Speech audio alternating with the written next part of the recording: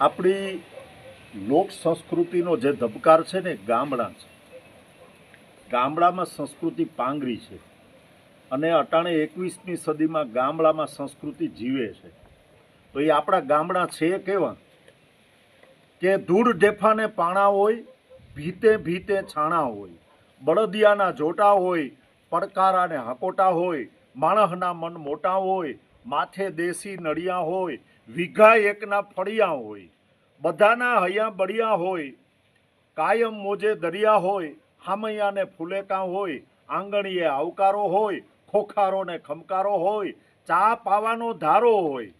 મહેમાન કોઈ આવે એટલે ચા પીવા બોલાવી જાય, ડેલીયુમાં ને ઓસરીયુમાં ખાટલા નાખી ચા પાવાનો ધારો હોય, વ્યવહાર એનો હારો હોય, રામ રામ ને રણકારો હોય, જમાડવાનો પડકારો હોય, સત્સંગ મંડળી જામી હોય અને બેહો તો હવાર હામી હોય.